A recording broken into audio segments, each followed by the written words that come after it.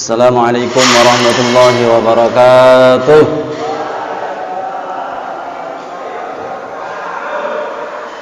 Nembe we salam, buri wis kaget.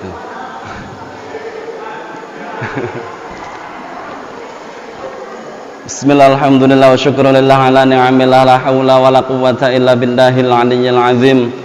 Nahmaduhu wa nasta'inuhu wa nastaghfiruh. Ma yahdihillahu fala mudhillalah wa ma yudlilhu fala hadiyalah. Assalatu wassalamu ala rasulillah la nabiyya ba'dah. Amma ba'd. Udange piye iki? Saya tidak akan berbicara banyak terkait dengan sejarah Pagar Nusa, karena nanti itu adalah wilayahnya pelatihan jenengan yang akan menjelaskan terkait dengan sejarah perkembangan Pagar Nusa sampai sekarang. Yang ingin saya katakan adalah, marilah kita bersemangat bersama-sama membangun, berkhidmah. Tidak membangun Pagar Nusa tanpa kita bangun, Pagar Nusa akan berdiri. Pagar Nusa akan tetap jaya tanpa kita bangun. Termasuk Nahdlatul Ulama. Tanpa kita pun, Nahdlatul Ulama sejak tahun 1926 sampai sekarang masih ada dan terus berkembang. Jadi kehadiran kita di Pagar Nusa, di Nahdlatul Ulama, IPNU, IPPNU, Ansor dan lain sebagainya dalam rangka khidmah, bukan dalam rangka mengembangkan, bukan, kita khidmah. Kenapa seperti itu? Saya akan berbicara terkait dengan dari sisi silsilah, terutama Pagar Nusa. Tahun 1986, tanggal 3 Januari 1986, pencak silat Nahdlatul Ulama dikukuhkan dengan ketua umum yang pertama adalah beliau Simbah Kiai Haji Abdullah Maksum Jauhari, 3 Januari 1986. Alhamdulillah, atas izin Allah Subhanahu wa taala, 4 Januari 1987 saya lahir. Tepat 1 tahun Pagar Nusa saya lahir. Jadi umurnya kacak sidik karo kula. Nggih. Anggaran ulang tahun Pagar Nusa, siap-siap aku ulang tahun. Nggih.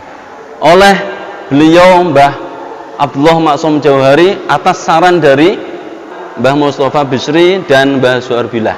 Beliau adalah murid dari Mbah Maksum Jauhari. Nggih. Saran itu diterima, kemudian Pagar Nusa menjadi salah satu banom dari Nahdlatul Ulama. Yang mengukuhkan adalah beliau yang terhormat Mbah Wali Gusdur atau Abdurrahman Ad-Dakhil atau Abdurrahman Wahid. Itu Pagar Nusa. Sekarang kita lihat dari sisi silsilahnya. Siapa toh Mbah Maksum Jauhari? Karena Mbah Maksum Jauhari selain dikukuhkan sebagai ketua umum yang pertama Pagar Nusa, beliau juga dikukuhkan sebagai guru besar Pagar Nusa. Makanya ada istilah putune Mbah Maksum. Pagar Nusa itu putune Mbah Maksum. Mbah Maksum Jauhari itu siapa? Mbah Maksum Jauhari itu adalah cucu pendiri pesantren Lirboyo, yaitu Mbah Manap atau Mbah Abdullah Karim. Mbah Abdullah Karim adalah santri dari Syekhona Khalil Mangkalana Madura. Setelah usia kurang lebih kalau nggak salah 40 atau 40 kalau nggak salah nggih. Setelah usia 40 tahun beliau malah disuruh mondok ke tempatnya Mbah Hasyim Asy'ari. Jadi beliau juga santrinya Mbah Khalil, Syekhona Khalil Bangkalan, juga santrinya Mbah Hasyim Asy'ari. Itu Mbah Manap. Kemudian menikah dengan putrinya Kiai Soleh Banjar Melati. Ya, kemudian dikasih tanah di Lirboyo untuk membuka pesantren di situ. Dibantu dengan beberapa teman dan santrinya, diantaranya adalah Kiai Abbas Buntet Cirebon, Kiai Abbas Buntet Cirebon dan Mbah Wahab Hasbullah. Mbah Wahab Hasbullah adalah pendiri, inisiator penggerak Nahdlatul Ulama. Inisiator Nahdlatul Ulama itu muncul dari pemikiran seorang kiai muda pada saat itu yang namanya Mbah Wahab Hasbullah. Mbah Wahab Hasbullah dengan Mbah Abbas Buntet Cirebon itu bersama-sama dengan Mbah Abdul Karim mendirikan pesantren di Lirboyo. Ya, Mbah Abdul Karim punya cucu yang namanya Mbah Abdullah Maksum Jauhari. Mbah Abdullah Maksum putra Mbah Jauhari. Mbah Jauhari putra Mbah Fatli. Mbah Fatli itu adalah istri dari Nyai Anjar. Nyai Anjar itu adalah putri dari Kiai Soleh Banjar Melati. Kiai Soleh Banjar Melati punya putri yang namanya Nyai Khadijah, punya putra yang namanya Kiai Yakub. Nyai Khadijah menikah dengan Mbah Manap, Mbah Abdul Karim, pendiri pesantren Lirboyo, mempunyai putri yang namanya Nyai Zainab. Nyai Zainab menikah dengan santrinya Kiai Makhros Ali. Kemudian Nyai Aisyah menikah dengan Mbah Jauhari. Nyai Aisyah dan Mbah Jauhari punya putra yang namanya Abdullah Maksum Jauhari. Jadi antara bapak dan ibunya Mbah Maksum itu ketemu di atas, yaitu Mbah Soleh Banjar Melati. Mbah Soleh Banjar Melati naik ke atas itu masih keturunannya Syekh Anom Besari. Syekh Anom Besari naik ke atas masih keturunannya Sultan Prawoto. Sultan Prawoto adalah putra dari Raden Trenggono. Raden Trenggono itu putranya siapa? Sultan Fatah, Sultan atau Raja Kerajaan Demak yang pertama. Sultan Fatah mempunyai ibu yang namanya Siu Banci, istri dari Brawijaya V, yaitu Raja Majapahit. Ya, Siu Banci, selirnya Brawijaya V itu adalah putri dari Syekh Bantong. Syekh Bantong itu putranya Syekh Kuro, Syekh Hasanuddin Kuro. Syekh Hasanuddin Kuro mempunyai murid yang akhirnya diperistri oleh Prabu Siliwangi, yaitu Raja Pajajaran. Mempunyai anak yang namanya muridnya Syekh Kuro itu Nyai Subang Larang. Nyai Subang Larang menikah dengan Prabu Siliwangi, Raja Pajajaran, mempunyai anak yang namanya Nyi Rara Santang. Nyi Rara Santang mempunyai anak yang namanya Raden Kian Santang. Raden Kian Santang siapa yang belum pernah mendengar? Kalau saya sering mendengar rakto nonton filmnya. Nyi Rara Santang menikah dengan Sultan Hud. Pernikahan antara Sultan Hud itu adalah orang Arab. Wakilah yang mengatakan beliau adalah masih keturunan Rasulullah Muhammad SAW. Pernikahan Sultan Hud dengan Nyi Rara Santang mempunyai anak yang namanya Syarif Hidayatullah yang kita kenal dengan Sunan Gunung Jati. Silsilahnya nyambung kepada Wali Songo, termasuk juga pendiri NU Mbah Hasyim Asy'ari dan Mbah Wahab Hasbullah itu ketemu di Duk-duk Siwur Mbah Kula Supe, namanya Mbah Soihah Kiai Abdus Salam, nama lainnya Mbah Soihah, undang-undangannya Mbah Sekah. Mbah Sekah itu adalah keturunan dari dari Raden Jaka Tingkir, Sultan Hadiwijaya, yaitu Sultan Pajang yang pertama. Jaka Tingkir itu adalah menantu dari Sultan Trenggono. Sultan Trenggono adalah anak dari Sultan Fatah. Mubeng meneh Jaka Tingkir. Jadi silsilah muassis Nahdlatul Ulama, silsilah muassis Pagar Nusa itu sampai ke Wali Songo. Sultan Fatah itu siapa? Sultan Fatah itu adalah menantu plus santrinya Sunan Ampel. Sunan Ampel punya anak yang namanya Raden Qasim Sunan Derajat, punya anak yang namanya Raden Mahdun Ibrahim Sunan Bonang, punya mantu yang namanya Sunan Giri yang namanya Syekh Ainul Yakin yang kita kenal dengan Sunan Giri. Sunan Giri anak dari Syekh Maulana Ishaq. Silsilahnya Pagar Nusa sampai ke situ. Berarti kalau kita aktif khidmah di Pagar Nusa di Nahdlatul Ulama, sama halnya kita khidmah dengan para Wali Songo. Kalau kita khidmah dengan para Wali Songo, saya pernah mendengar almarhum Kiai Haji As'ad Syamsul Arifin, santri mudanya Syekh Khalil Bangkalan Madura, yang pada saat itu masih muda, sekarang pun mboten wonten. Ketika beliau ceramah, beliau sudah sepuh. Beliau mengatakan bahwa pada suatu ketika ditemukan sebuah tulisan di makam Sunan Ampel, di situ ditulis bahwa Sunan Ampel ketika belajar di Madinah bertemu dengan Rasulullah SAW dalam mimpi.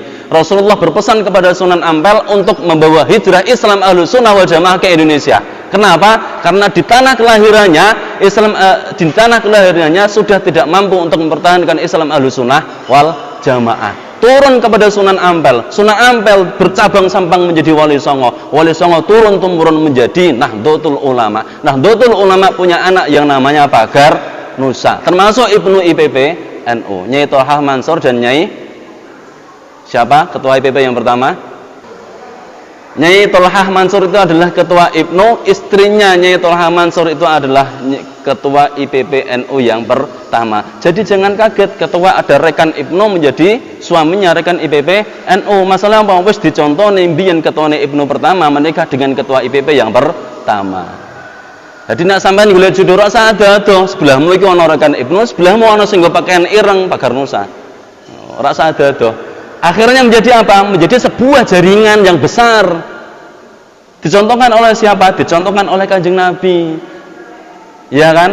Kanjeng Nabi mempunyai sahabat Sayyidina Abu Bakar. Sayyidina Abu Bakar punya anak siapa? Sayyidah Aisyah. Sayyidah Aisyah diperistri Kanjeng Nabi. Kanjeng Nabi punya sahabat yang namanya Sayyidina Umar bin Al-Khattab. Sayyidina Umar bin Al-Khattab punya anak yang namanya Sayyidah Hafsah. Sayyidah Hafsah itu adalah istri Kanjeng Nabi. Kanjeng Nabi mempunyai sahabat yang namanya Sayyidina Utsman bin Al-Affan. Beliau dijuluki sebagai Dzunnurain. Kenapa? Karena beliau menjadi mantu Rasulullah, memperistri dua putri Rasulullah. Jadi Sayyidina Utsman itu adalah mantu Rasulullah. Kanjeng Nabi mempunyai sahabat yang namanya Sayyidina Ali bin Abi Thalib karramallahu wajhah, yang tidak lain itu adalah putra dari pamannya Kanjeng Nabi sendiri, yaitu Abu Thalib, dan menikah dengan putri Kanjeng Nabi yang namanya Sayyidah Fatimah. Turun temurun sampai Sayyid, sampai Sayyid, Habaib, Syarif, Syarifah, itu hampir rata-rata keturunan dari Sayyidina Ali bin Abi Thalib menikah dengan Sayyidah Fatimah, sampai kepada Indonesia. Pendiri penyebar Islam di Indonesia hampir rata-rata itu adalah dari golongan Habaib. Tetapi beliau tidak pernah menggunakan gelar Sayyid atau Habaib. Lebih senang menggunakan nama Jawa, Sunan Kalijaga. Sunan Kalijaga adalah putra Raden Wilaktika. Raden Wilaktika itu adalah putra dari Bupati Tuban yang namanya Arya Teja. Arya Teja nama lainnya adalah Sayyid Abdullah. Sayyid Abdullah naik ke atas silsilah Sunan Kalijaga sampai kepada Sayyidina Abbas, paman Kanjeng Nabi. Sunan Kalijaga yang kita kenal, silsilahnya itu dari sisi silsilah mantap pura. Pakar Nusa, Nahdlatul Ulama, termasuk Ibnu PPNU, para pendirinya nyambung kepada Wali Songo nyambung kepada Hadratir Rasul Sayyidina wa Maulana Muhammad sallallahu alaihi wasallam. Sallallahu Muhammad. Kene ngomong sampai ngorong, ora ana ngombine, sing nek mburi ngantuk awas ya. Aku ora nyindir, Mbak, aja mburi, Mbak. Nyindir sing ngantuk, ora nyindir aku sing ngorong, ora. Itu dari nasab. Kemudian kita bedah lagi, siapa Mbah Maksum Jawhari dari sisi keilmuan. Mbah Maksum Jawhari itu adalah, kalau masalah kanuragan silat, gurunya banyak sekali. Kalau nanti kan jenengan gabung di Pagar Nusa, jangan puas hanya menyerap ilmu dari pelatihmu saja. Pelatih-pelatih Pagar Nusa se-Kabupaten Demak serap ilmunya. Engkau rak beda-beda. Ya, karena ada spesialisasi khusus. Dan itu dijalani oleh Mbah Maksum, merguru ke sana, merguru ke sini, tekan dindi. Termasuk guru Mbah Maksum itu adalah Kiai Haji Makhros Ali. Yang tidak lain itu siapa? Kiai Haji Makhros Ali itu adalah mantu dari Mbah Manaf atau Mbah Abdul Karim Ridboyo. Sedangkan Mbah Maksum itu adalah cucu dari Mbah Manaf. Berarti menikah. Mbah Maksum belajar silat dengan Kiai Makhros Ali yang tidak lain adalah entah itu paman mbah Pak Dia kurang arti. Pokoknya Mbah Makhros punya istri yang namanya Nyai Zainab. Nyai Zainab itu punya saudara kandung yang namanya Nyai Aisyah. Nyai Aisyah menikah dengan Kiai Jauhari. Pernikahan Kiai Aisyah dan Nyai Aisyah dan Kiai Jauhari melahirkan Mbah Maksum. Salah satu gurunya adalah Mbah Makhros Ali. Mbah Makhros Ali itu dari Jawa Barat. Dari Jawa Barat. Salah satu gurunya itu siapa? Salah satu gurunya adalah Kiai Balia, Tegal Gubuk Cirebon. Kampung Tegal Gubuk Cirebon itu dibuka oleh Ki Gede Suro. Ki Gede Suro itu adalah pengawal Sunan Gunung Jati. Kanjeng Sunan Gunung Jati mau putra dari Sultan Hud menikah dengan Nyi Rara Santang. Nyi Rara Santang itu saudara Raden Kian Santang, termasuk juga saudara siapa ya? Ki Walang Sungsang. Nah, sampai nonton filmnya Kembalinya Raden Kian Santang, mungkin nama-nama ini gak paham, agak asing, karena memang itu menceritakan sejarah Raden Kian Santang. Kemudian itu Kiai Makhros Ali. Kiai Makhros Ali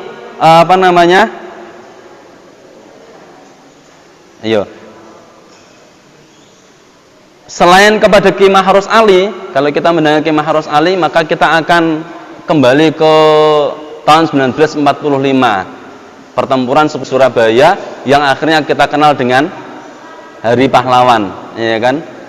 Jadi santri Lirboyo sejumlah berapa, 79 apa 97 saya lupa, dikerahkan ke sana membantu pertempuran dalam rangka melawan sekutu. Puncaknya adalah pada tanggal 10 November 1945 diperingati sebagai Hari Pahlawan. Ketika kita mendengar 10 November, maka kita akan mendengar yang namanya apa? Sejarah yang harus kita tahu, yang membangkitkan semangat para arek-arek Surabaya, para rakyat Indonesia untuk berperang tanpa beban, meninggalkan anak istri, harta benda, perang, mati ya jihad. Itu apa?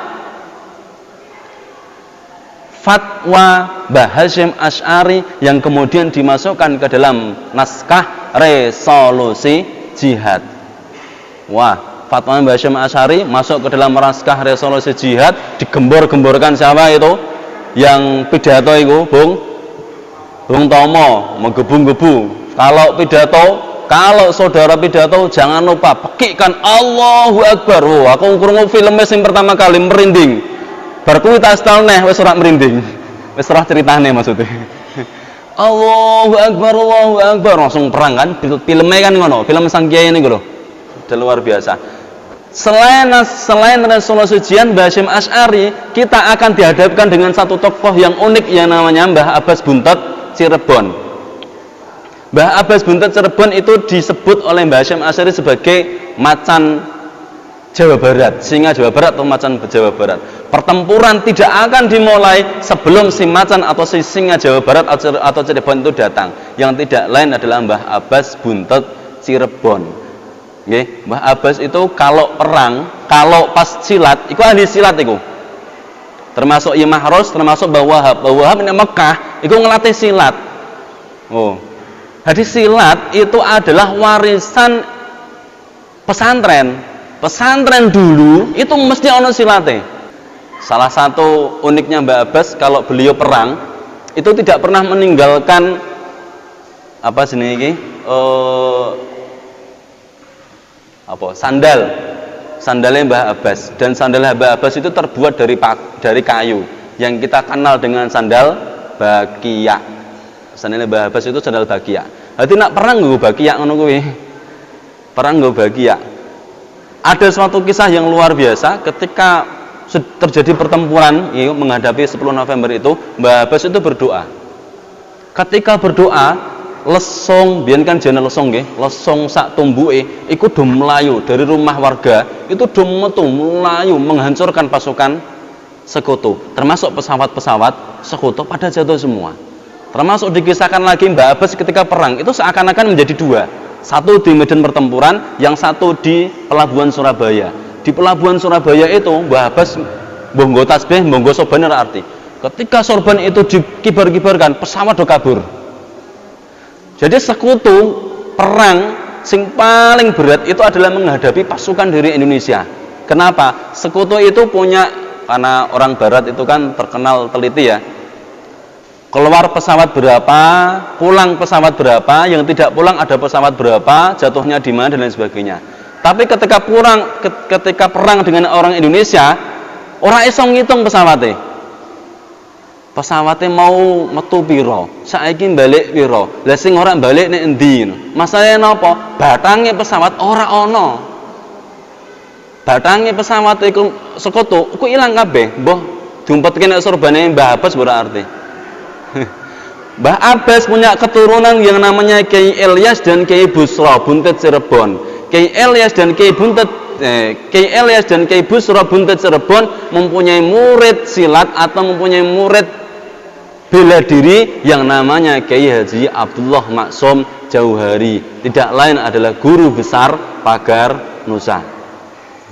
Teman-teman semua, remaja ingkang tansah kula hormati, ini adalah sekelumit sejarah dari sisi nasab, dari sisi apa namanya, sanad keguruan. Hanya sedikit saja yang saya ceritakan.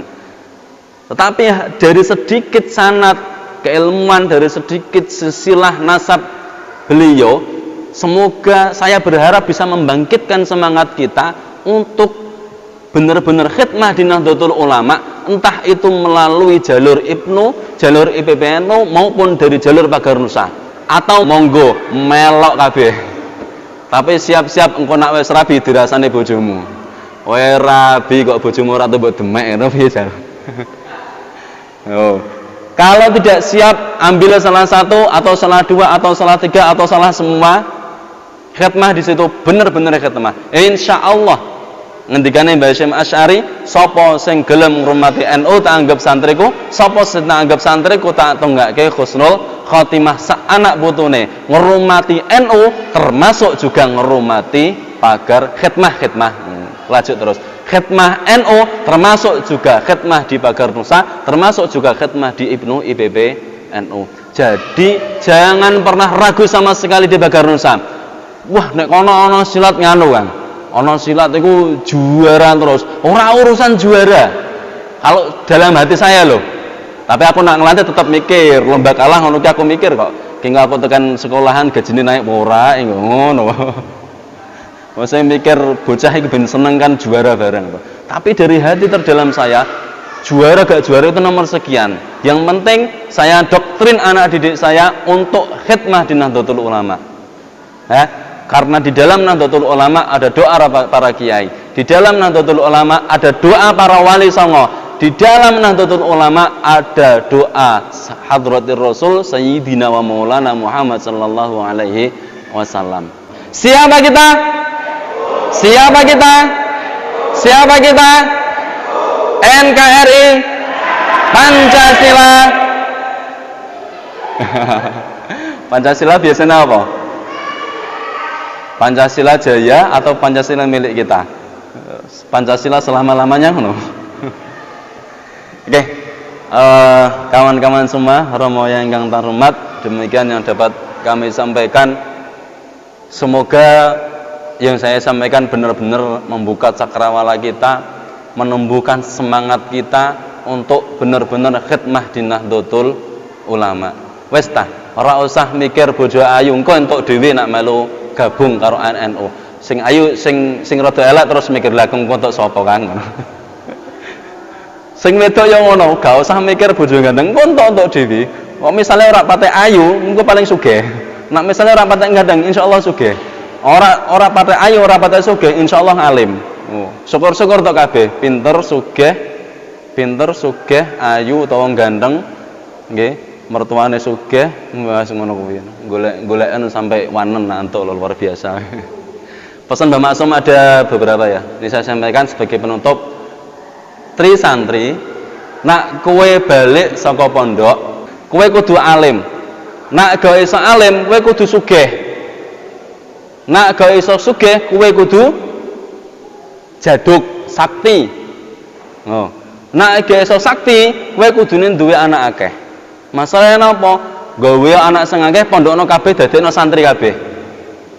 Nak ora iso duwe anak akeh, nyantri meneh golek bojo meneh. Jadi santri kudune alim, sugih, jaduk, anake akeh. Akhirul kalam wallahu muwaffiq ila aqwamit thoriq. Wassalamualaikum warahmatullahi wabarakatuh.